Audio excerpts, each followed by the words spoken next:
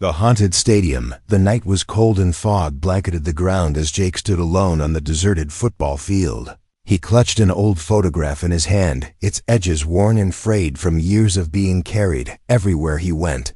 The image showed his high school team celebrating their championship victory, smiles frozen in time, unaware of the tragedy that would soon follow. Jake hadn't set foot in this stadium since that fateful game 5 years ago when everything changed. His once promising career ended abruptly after a devastating injury left him unable to play.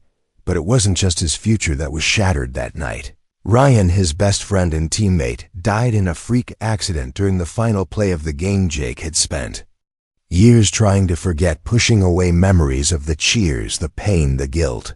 But tonight he felt drawn back to this place, hoping to confront his past, hoping for closure as he walked across the empty field. The silence was oppressive, yet familiar. Then suddenly faint cheers echoed through the air, distant but unmistakable. Jake froze, listening intently. Was someone here? Did kids sneak in to hang out, or was his mind playing tricks on him? The sound grew louder, almost deafening, filling the stadium. With ghostly energy, Jake spun around, searching for the source. But there was no one in sight. Just rows of empty seats staring back at him like hollow eyes. What just happened? Why can I hear them? He shook his head, dismissing it as a trick of the wind, and continued toward the locker room. The door creaked loudly as he pushed it open, revealing a space frozen in time. Jerseys hung neatly on hooks. Equipment lay scattered across benches, and dust covered every surface. Jake moved slowly, his footsteps muffled by the thick layer of grime on the floor. Something caught his eye near Ryan's old locker. A dusty journal half hidden beneath a pile of forgotten gear. He picked it up, brushing off the dirt, and flipped it open. The pages were filled with Ryan's handwriting, entries dated weeks before the championship game. Jake skimmed through them, feeling a pang of guilt as he read about Ryan's excitement for the upcoming match. Then he stopped dead in his tracks. One entry stood out stark and chilling. They'll pay for what they did to us. Jake's heart raced. What did Ryan mean? Who was he talking about? And why did it sound like a threat? Jake flipped to the next page, but it was blank, except for a single sentence scrawled in shaky letters. You shouldn't have come back before. Jake could process the words. The lights flickered violently, plunging the locker room into darkness. Panic surged through him as he fumbled for his phone, using its weak glow to navigate the eerie space. The sound of footsteps echoed behind him, slow and deliberate.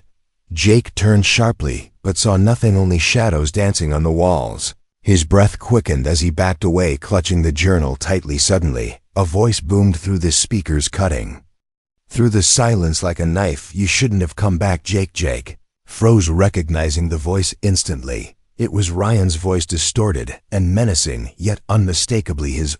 How was this possible? Ryan was dead, gone forever. The footsteps grew closer now, accompanied by the faint sound of breathing. Jake's instincts screamed at him to run, but his legs refused to move, rooted to the spot by fear. A shadow loomed in the doorway, blocking his escape route.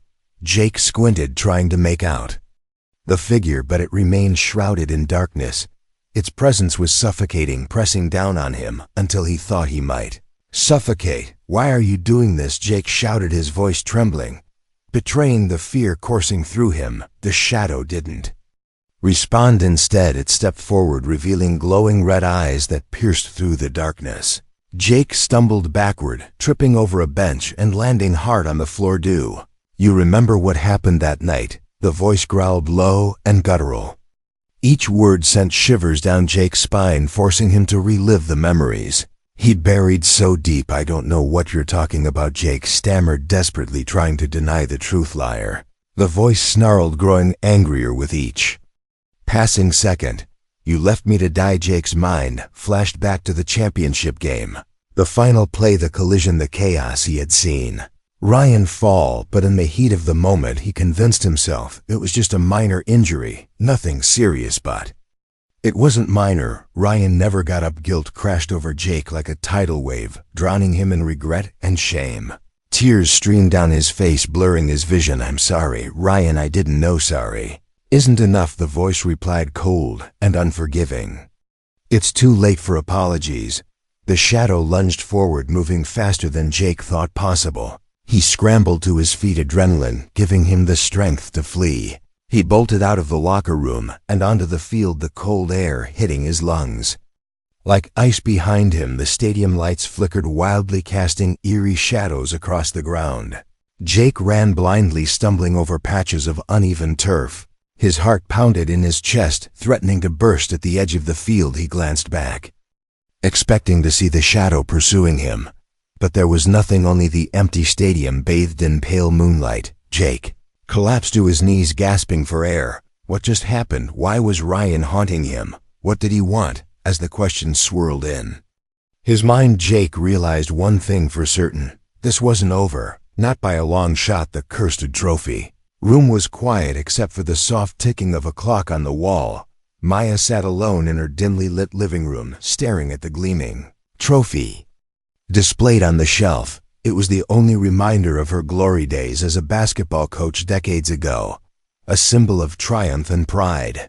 But tonight something about it felt different. Maya leaned forward, squinting at the trophy under the moonlight streaming through the window. Its surface seemed to shimmer faintly, almost glowing. She blinked, thinking it was just a trick of the light. But the glow persisted, growing uneasy. She stood up and approached the shelf. As she reached out to touch the trophy, a sudden chill ran down her spine. Air around her grew colder. Despite the warmth of the night, her fingers brushed against the cool metal, and she swore she heard a faint whisper. "Carry the burden." Startled, Maya pulled her hand back. What was that? She muttered to herself, shaking her head. Maybe I'm just tired. But deep down she knew this wasn't normal. Ever since she brought the trophy home, strange things had been happening. Doors slammed shut on their own, shadows moved across the walls when no one was there, and then there were the whispers, voices calling her name late at night. She tried to dismiss it as stress or old age, but tonight it felt personal. Tonight the trophy itself seemed alive, determined to uncover answers. Maya climbed the creaky stairs to the attic, a place she hadn't visited in years. Dust coated every surface and cobwebs hung like curtains. She rummaged through boxes, searching for anything that might explain the curse tied to the trophy. After what felt like hours, she found an old shoebox tucked away in the corner. Inside were letters, photographs, and newspaper clippings from her undefeated season. One letter caught her eye, addressed to her in shaky handwriting. "We're still waiting for justice." Maya's breath hitched as she unfolded the paper. The handwriting was unfamiliar, yet hauntingly familiar, somehow connected to her past. She scanned the letter quickly, its contents sending waves of dread through her body. "You think you won fair and square. But we know the truth. You took everything from us, and now we'll take everything from you." "Who wrote this?" Maya whispered aloud, her voice trembling. "Who are you?" Before she could process the message further, the attic door slammed shut behind her, trapping her inside. Darkness enveloped the space as the single bulb flickered and died. Maya fumbled for her phone, using its flashlight to navigate the cramped attic. The whispers returned, louder this time, overlapping each other until they formed a cacophony of voices accusing her, blaming her, tormenting her. "You ruined us, you killed us, you lied." Maya covered her ears, trying to block out the noise, but the voices seeped into her mind, forcing her to confront memories she had buried long ago. She remembered the championship game, the one that secured her undefeated record. The opposing team's star player had mysteriously collapsed during halftime, later diagnosed with severe dehydration caused by tampered water bottles. Maya had always suspected her assistant coach of sabotaging the equipment, but she never confronted him, choosing instead to stay silent and claim victory. Was this why the trophy was cursed? Was it punishing her for turning a blind eye? The attic grew colder still, and Maya felt a presence looming behind her. She turned slowly, her phone's light illuminating a figure standing in the shadows. Its face was obscured, but its posture radiated menace. "Why are you here?" the figure asked, its voice low and gravelly, sounding like multiple voices layered together. "I don't know," Maya stammered, backing away until her back hit the wall. "I just wanted answers." "Answers?" the figure repeated mockingly. "You want answers, but are you ready for the truth?" Before Maya could respond, the figure lunged forward, grabbing her wrist with unnatural strength. She screamed, dropping the letter as the figure dragged her toward the center of the attic. Suddenly, the floorboards beneath them began to crack, glowing red fissures spreading outward like veins. Maya struggled to break free, but the figure's grip was unyielding. It's time to pay, the figure hissed, pulling her closer. With a desperate burst of energy, Maya twisted away, stumbling toward the attic door. She yanked it open and tumbled down the stairs, landing hard on the wooden floor below. Gasping for air, she crawled to her feet and bolted into the living room. The trophy was still sitting on the shelf, glowing brighter than ever. As Maya stared at it, the whispers grew louder, forming a single chilling sentence: "Destroy it." Without thinking, she grabbed the trophy and hurled it to the ground, where it shattered into pieces. The room fell silent for a moment. Then a pair of glowing eyes appeared in the darkness behind her. "What have you done?" the voice growled, its tone laced with fury. Maya spun around, coming face to face with the same shadowy figure from the attic. Only this time it was clearer, more defined. She recognized the face instantly. It was the star player from the opposing team, the one who had collapsed during the championship game. "Think breaking the trophy will undo what you've done," the figure sneered. Stepping closer, Maya backed away, tears streaming down her face. "I didn't mean for any of this to happen." "Too late for apologies," the figure replied, raising a hand toward her. The world around Maya dissolved into chaos, wind howling through the house, objects flying off shelves and smashing against walls. She shielded her face as shards of glass rained down around her. When the storm finally subsided, Maya lay on the floor, exhausted and broken. The trophy was gone, reduced to dust and fragments. But the figure remained, watching her with cold, unblinking eyes. "This isn't over," the figure said. Before vanishing into thin air, Maya sat there alone in the wreckage of her home, clutching the crumpled letter in her hand. Her mind raced with questions. What did they want from her? How could she fix this? As dawn broke, painting the sky in hues of gold and pink, Maya realized one thing for certain: past never truly dies. The swimmer's secret. The water shimmered under the pale moonlight as Liam glided through the pool, alone late at night. He had always found solace in swimming, especially after the drowning that haunted him for years. It was his way of staying connected to the sport he loved, even though it came with guilt and regret. Liam pushed himself harder tonight, focusing on the rhythm of his strokes, trying to drown out the memories, but something caught his eye near the deep end. A single red shoe floating motionless just beneath the surface. Froze mid-stroke, staring at the shoe. It looked identical to the one his rival wore before drowning mysteriously last year. The same shoe Liam saw in his nightmares every night, shaking his head. Liam told himself it was just a trick of the light, or maybe someone left it behind. He swam closer, reaching out to grab the shoe, but as his fingers brushed against it, the water rippled violently, pulling him downward. Panic surged through him as he fought to regain control, kicking his legs and pushing toward the surface. When he finally broke free, gasping for air, he noticed the shoe was gone. But now there was something else lying at the bottom of the pool, a crumpled piece of paper. Liam hesitated for a moment, then dove back underwater, retrieving the paper. His hands trembled as he unfolded it, revealing a handwritten note. "You know what really happened?" Liam's heart sank. The handwriting was unmistakably his rival's. Ryan's voice echoed in his mind, accusing him of being responsible for the drowning. Determined to uncover the truth, Liam began investigating the circumstances surrounding Ryan's death. He started with the security footage from the day of the accident, sneaking into the school's maintenance room to access the old tapes. As he fast-forwarded through hours of footage, his blood ran cold.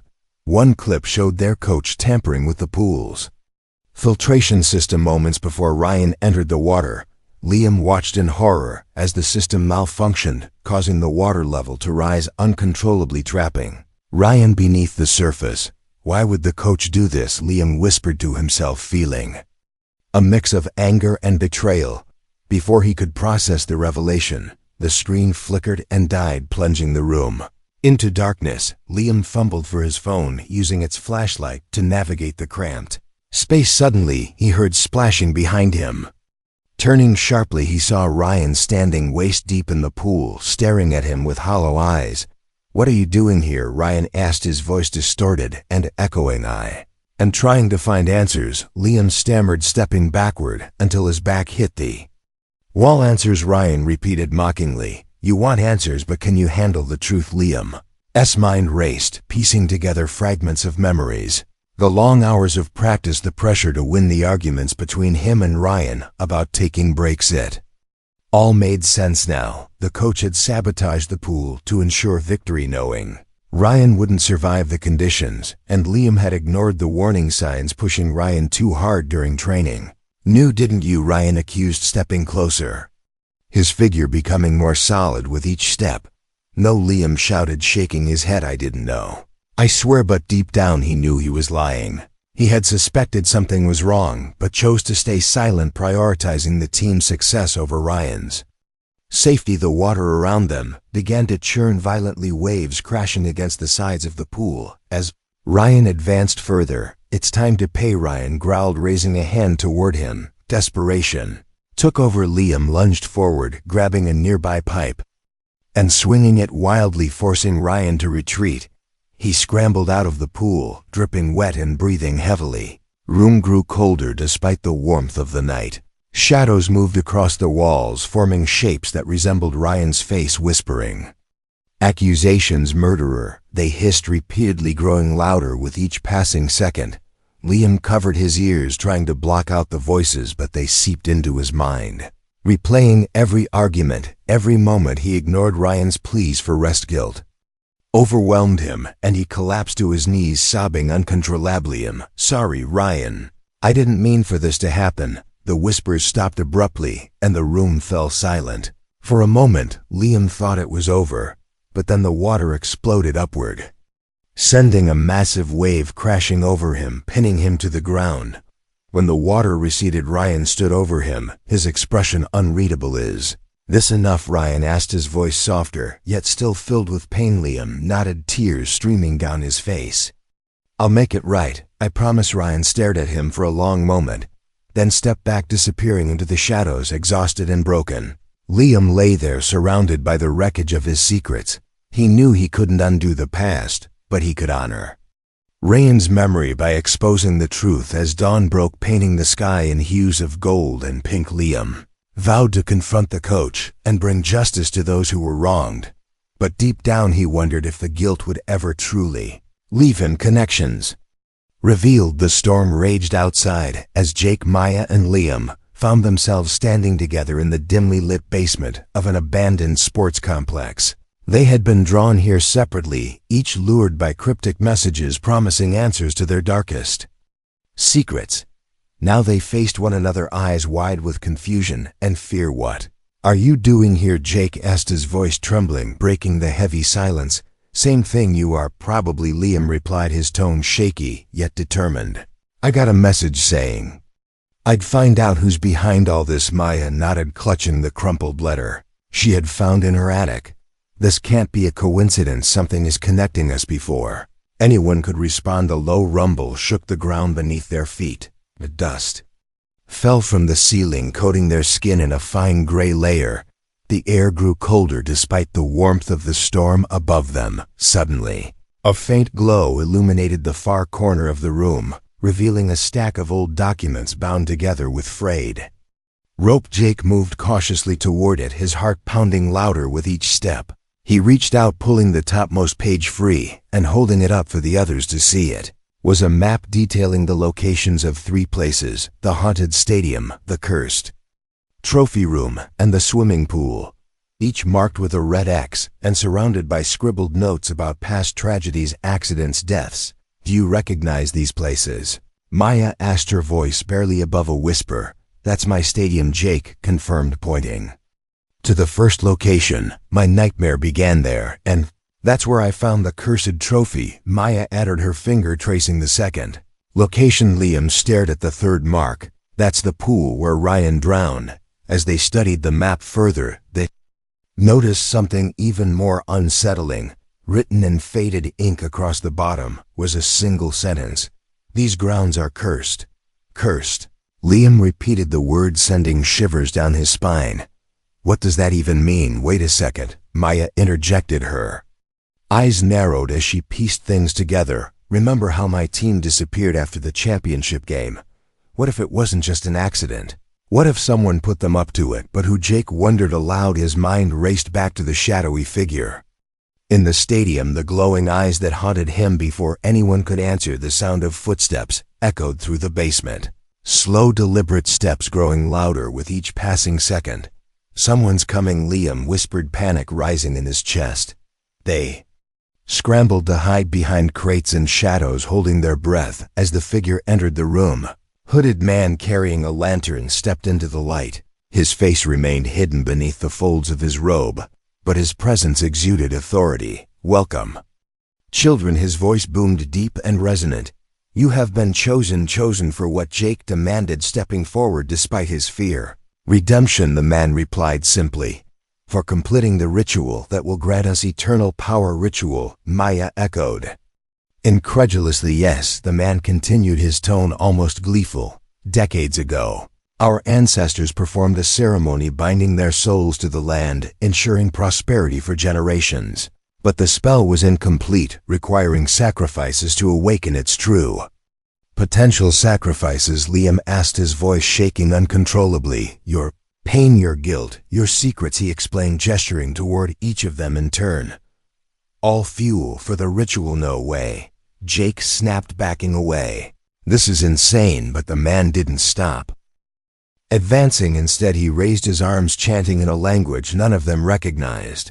The ground beneath their feet began to crack, glowing red fissures spreading outward like veins. We need to get out of here, Maya shouted, grabbing Liam's hand and pulling him toward the stairs. Jake hesitated, glancing back at the map and documents scattered across the floor. We can't leave this stuff here. It's proof. There's no time, Jake, she yelled, tugging him along.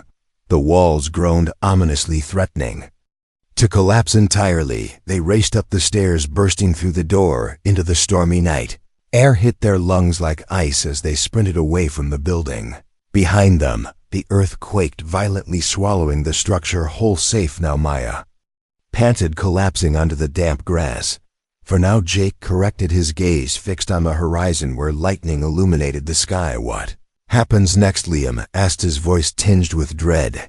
We expose them, Maya declared firmly. Whatever this cult is, whatever they're planning, we stop them.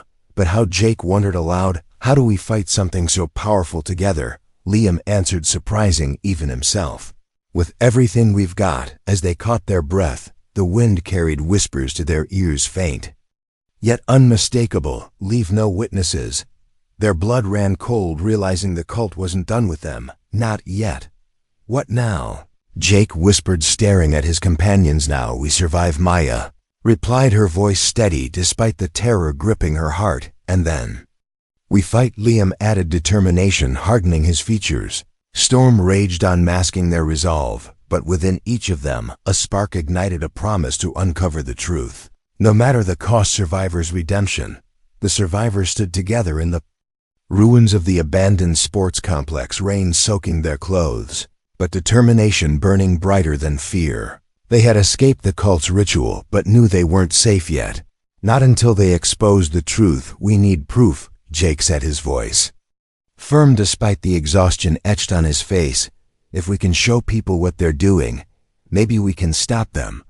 But how? Maya asked, glancing around at the wreckage behind them. Everything's gone, buried under the earth. Not everything, Liam replied, pulling out a crumpled piece of paper from his pocket. It's not much, but it's something. He unfolded the map they had salvaged from the basement, its edges singed and torn, but still legible.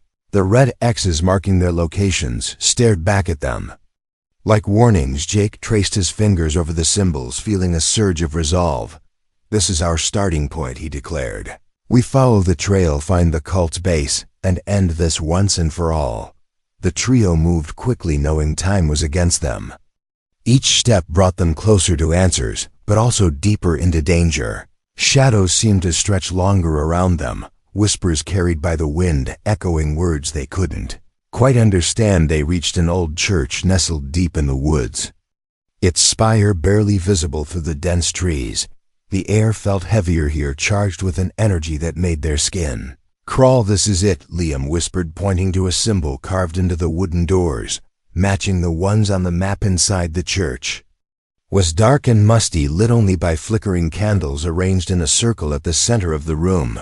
Figures cloaked in black robes stood motionless, their faces obscured. A low chant filled the space, vibrating through the walls. "We're too late," Maya breathed, her grip tightening on the silver locket around her neck. "No, we're not," Jake countered, stepping forward boldly. His heart thundered in his chest, but he refused to back down. The chanting stopped abruptly as the figures turned toward them. One stepped forward, lowering his hood, revealing a face none of them recognized, yet somehow felt familiar. "You shouldn't have come here," he growled, his voice dripping with menace. "Why are you doing this?" Liam demanded, his fists clenched. "What do you gain from hurting innocent people?" "Innocent?" He spat the word like poison. "None of you are innocent. You carry guilt, shame, secrets. These fuel our power." Maya stepped forward, tears streaming down her face. "My team didn't deserve to die. Your team chose their path just as you will choose yours," the man replied coldly. "Enough," Jake shouted, his voice cutting through the tension. "Like hell we'll let you keep destroying lives." With that he lunged forward, grabbing one of the candles and hurling it at the nearest figure. The flame caught the edge of his robe, igniting it instantly. Chaos erupted as the cult members scrambled to extinguish the fire. Liam seized the moment, grabbing another candle and swinging it wildly, forcing the figures to retreat. Maya joined in, using her locket to deflect blows aimed at her head. Together they fought with desperation, born of survival. Leader watched from the sidelines, his expression unreadable. Then he raised his hands, chanting louder than before. Ground beneath them began to crack, glowing red fissures spreading outward like veins. "Stop him," Jake yelled, charging toward the leader, but he was ready, sidestepping her attack and grabbing her wrist. His grip was icy cold, sending shivers coursing through her body. "It's over," he hissed, raising a dagger high above his head.